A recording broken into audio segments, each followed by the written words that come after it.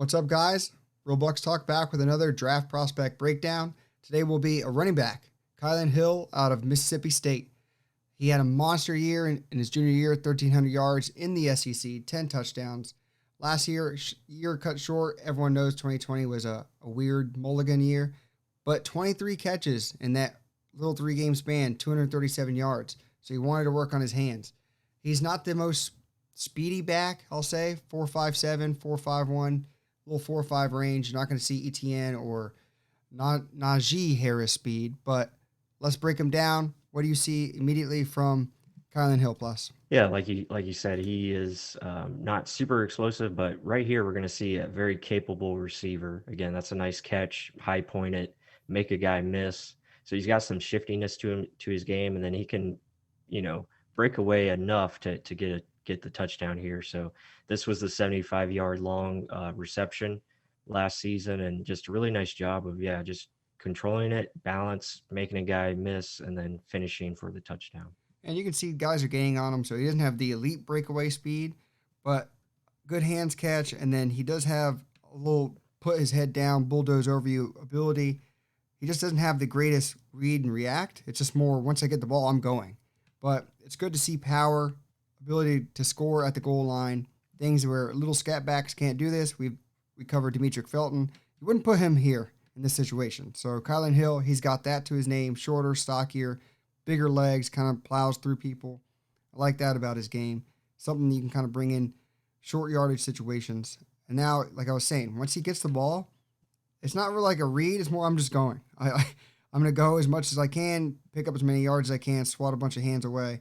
What do you think? Yeah, he's a very direct runner. I don't think his process could definitely be better. Again, not the most patient back. Again, he's just gonna once he sees daylight, he's gonna try to hit it and hit it hard. Very aggressive and like you said, a strong finisher as far as running back. Here, just getting skinny, finding yards upfield. So if it's blocked well and he sees an alley, he's going to take it no matter what and, get the most yards he can. So that's a good thing for him. Again, so just a little bit more improvement on the process. He could be, something, a solid running back at the next level. But here, again, just getting to the outside, finding space, nice little cut out. And then, so he's got some shiftiness to him, but, it's just, once he gets the ball, he is running with his head on fire, and he's going to get as many yards as possible. Here, jumping over a guy, so pretty impressive. So it's like he's got a little bit of everything. Like he doesn't have great speed, but he has good speed. He doesn't have elite make you miss ability, but he's got enough. I mean, he can jump over guys. Najee Harris, yeah, that's not him, but he's got a little bit of things where he's not going to be a first round pick, not second, probably early day 3, because 1,300 yards in the SEC is nothing to just shy away from. I mean, that's insane production in one of the best conferences in all of college football. And then again, getting outside on an LSU defense that's full of speed, I got to give him credit on that. What do you see? Yeah, here, I mean, I like this decision here. Again, he doesn't see anything inside, so he just bounces it outside, gets as much as possible. He sees space, so he's kind of a runner that if he sees space, he's going to try to run to that. And again, but he's more north and south. He's got ability to get skinny here behind his blockers, and again get upfield as quickly as possible. That is pretty much his plan. He knows he doesn't have great speed, like you said, so he's going to get downhill, try to be aggressive runner. Here's some shiftiness there with the spin move, and then drive his legs forward and get more yards. So a lot of tools to like. Again, he's got a lot of great traits. It's just about improving the process. It doesn't want to go down. He wants to keep those legs driving forward and more just getting skinny. There's not much of a hole here. He's going to literally go right behind his tackle in between the guard. You can't see a space, but he sees it. It's enough daylight for him to kind of burst through it and pick up yards. Again, the read react is really fast. It's not much of a, oh, let me see what hole could be. I just see a hole and I'm going to hit a hole. So that's our biggest little knock on Kylin Hill. It's not much of a knock. I mean, the running backs need to hit a hole and hit a hole fast. It's just more, does he want to wait for the big home run or does he just want to pick up the yards? And here he kind of jukes out the ref, kind of just, I don't know if he admits defeat or just stops running on the play because of it. Didn't like that. And then on this next one, same kind of concept, kind of just goes down. I don't know if he just got tripped up. What do you see? Yeah, and like you were saying with the process, I mean, again, there's just opportunities to maybe be a little bit more patient where he could create something, you know, bigger as far as a bigger play, more explosive play. Here's a great example. I like to see him follow 51. He's got the lane there and he decides to go back against the grain and try to get north and south. I don't know if that's the design of the play, but you'd like to see him be a little bit more creative where he's got an opportunity here to take it to the outside and get potentially a much bigger gain than he does here. But if you think about it, a numbers game, even if it is design, I mean, sometimes it's read and react. If you got a guy pulling, he's going to get over there and get this guy. You're almost running right into a defender or even go under. Like he just, to me, yeah, I agree with you that the vision wasn't really there on that one. That's a huge trait you need to have for a running back.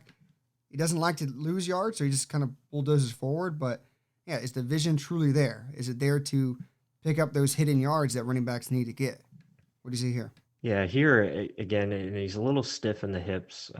You would like to see this a little bit more fluid. He kind of, again, hesitates. He doesn't really know which way he wants to go. Decides at the last second. He makes a nice cutback, but kind of trips over the offensive lineman, but kind of just, oversteps there instead of being more fluid and getting directly through that hole a little bit quicker and faster. So again, as far as running backs go, he's got a lot of traits, like I said, that you like. Again, he shows good toughness, shows good motor, going to get upfield, get you as many yards as possible. He can catch the football, as we're going to see here. This is really nice catch, concentration catch. Defender on top of him breaks that tackle, and then once he's in open space, he can make things happen. Again, good balance there, breaking tackles, not just going down at the first contact. So that's really nice to see. I mean, almost Buccaneers fans would understand this. Like Leonard Fournette in the open field, once he's got the ball with momentum, it's hard to bring him down. It's just more get him into the open field with that ball. And obviously, he stayed one more year to work on those hands.